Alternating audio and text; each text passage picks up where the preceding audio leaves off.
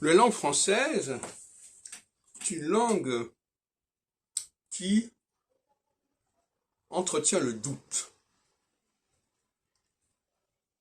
Elle entretient le doute notamment du fait de sa polysémie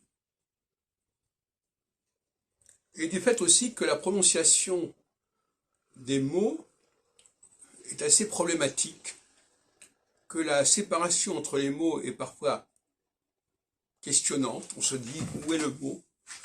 L'autre jour, je voyais un film de Éric Rohmer et l'élocution, c'était les contes d'hiver, les contes de printemps et d'été. Eh bien, il me fallait me concentrer tout de même un petit peu pour capter ce qui était dit.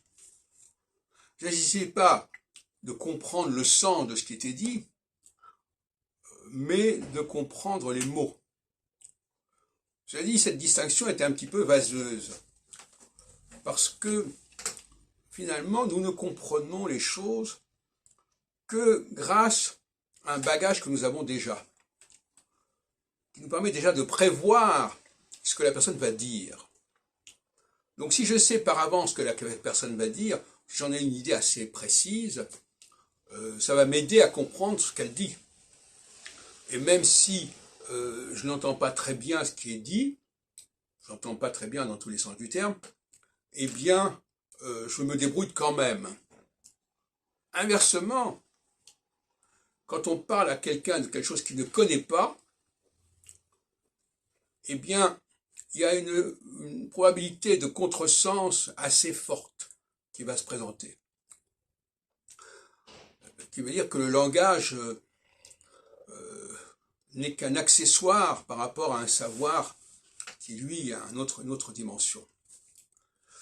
Alors, le doute, on parle pas du doute cartésien, mais le doute, dans le mot doute, il y a la dualité, le doute, ça vient du mot deux, eh bien, qui a donné en anglais en allemand Zweifel, Zwei c'est le deux, eh bien, le doute, c'est que, effectivement, c'est pour ça qu'en français, on a l'expression est-ce que vous avez voulu dire cela, ce qui est une expression très française. Est-ce que c'est ça que vous vouliez dire? Avant de commencer à réagir à ce que dit quelqu'un, il faut s'assurer qu'il a bien compris, qu'on a bien compris ce qu'il a dit. Et beaucoup de gens préfèrent réagir comme ça, immédiatement. Et ça, en français, ça n'est pas possible. Raisonnablement, ce n'est pas possible. Parce que on peut quand même se demander, surtout si ce qu'on entend ne nous plaît pas, ne nous convient pas, on peut se demander raisonnablement si on a bien compris ce que dit l'autre. Et en français, les causes d'incompréhension sont assez nombreuses, parce qu'on saute des voyelles, on relie des mots entre eux. Moi, je donne souvent l'exemple complètement primaire. Quand on demande à quelqu'un « Est-ce que vous voulez de l'eau ?» On dit « Vous voulez de l'eau ?»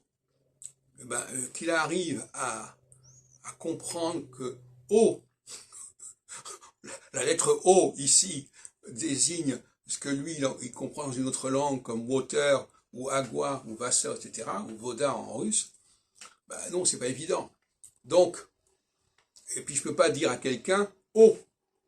Si je dis à quelqu'un « eau », ben, parce qu'en plus, le problème de notre O en français, c'est que on sait même pas pourquoi ça s'écrit E-A-U. On a que la voyelle O pour désigner l'eau. Et quand je dis l'eau, eh ben, déjà, il y a un problème parce qu'il y a l'article qui se colle devant le mot et on entend l'eau, et l'eau en arabe, ça veut dire non, et en hébreu aussi d'ailleurs, l'air. Donc, voyez-vous, c'est une bonne chose, je crois, quelque part, voyez-vous, de se poser des questions sur ce que l'autre est en train de nous dire.